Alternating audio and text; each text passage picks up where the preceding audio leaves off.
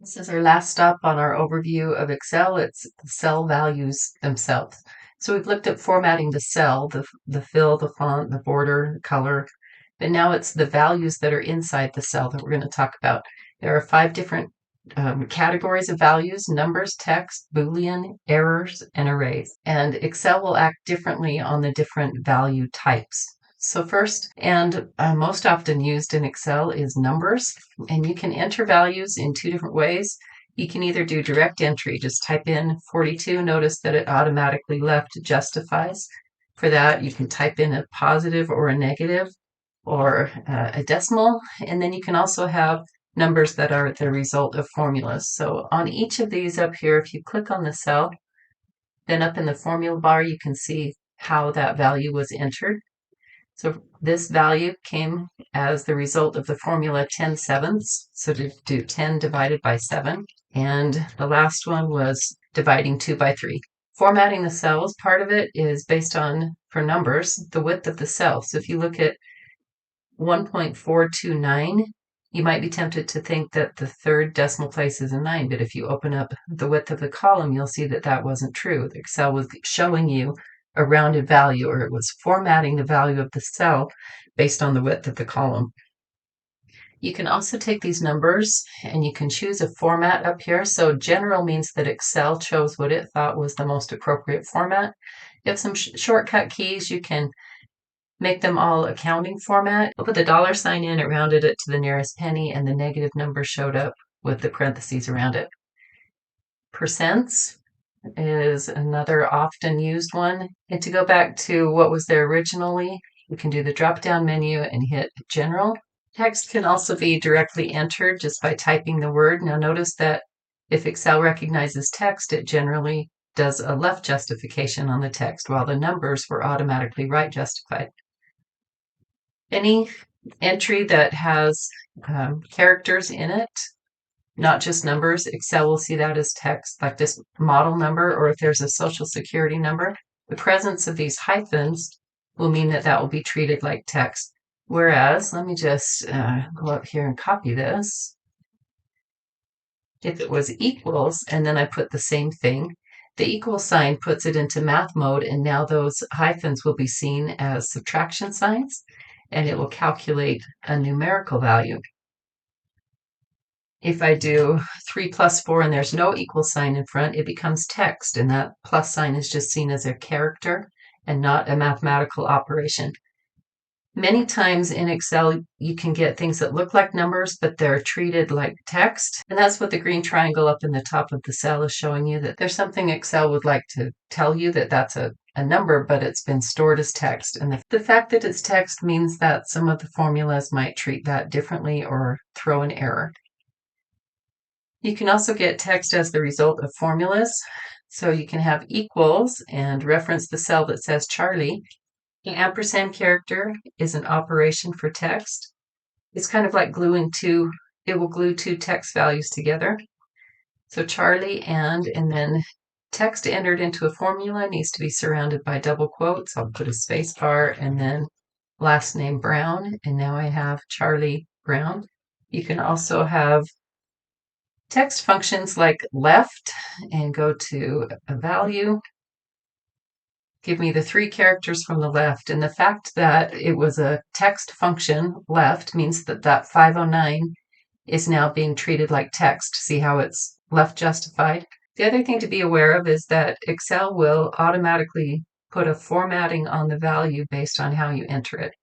So if I type in 2-3, it gave me February 3rd because it read that formatting, that value, as a date. But if you start with a single quote and then you do a 2 and the / and the 3, the single quote will just echo whatever you typed. It just puts it in those characters. It doesn't try to interpret it or do anything with it. Boolean is logic values. You've got 2 kinds. It's true, and when I type that in and hit the enter key, it automatically goes all caps and it centered it. It means that Excel is recognizing that as a special Boolean value. That true and false can be the result of formulas. So something like equals 3 is greater than 9. Well, that's false, so it calculates to false. If I say 3 is less than 9 with the equal sign in front, if I just say 3 and less than 9, it's just characters, that's text. There are also logic functions like is number and then point to a cell. 42 is a number. True. Is number and then point to something that's text. False. Then there's is text, is error, is logical. And there are several other is functions.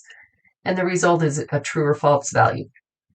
Errors are a specific data type in Excel. The value error means that you're trying to ask Excel to combine things that can't be combined, like to do Charlie plus and then a number. Can't do that. So a value error means you need to look at the data type that you're using. A number error happens when the math doesn't work out. So something would be the square root of a negative number. Excel will give you an error because Excel can't do complex number math. The divide by zero error will happen if you're dividing by a blank cell because Excel treats blank cells as if they contained a value of 0. The reference error, if you reference a cell and then Excel copies the contents into that cell, but then if you come down and I'm going to delete that entire row. Now the reference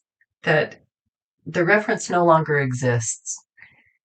So even though there is now a new B20, I erased the one that formula had applied to.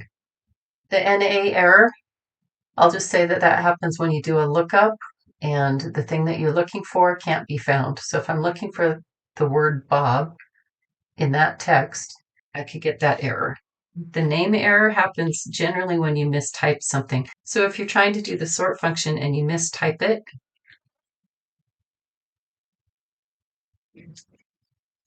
you'll get a name error. Okay, now an array is its own data type. We've already talked about how that's one formula that generates multiple cells. Now you could do a single cell in there and add 3 to it. That's fine. You could do the first cell, add 3 to it. That's fine.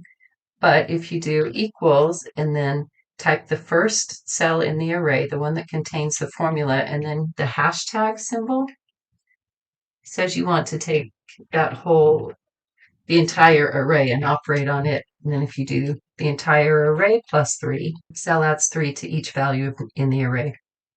Shortcuts for formatting, you take these numbers, Control Shift and then the dollar sign, we'll put it in currency. If I do Control Shift and then the percent sign, it will change them all to percents.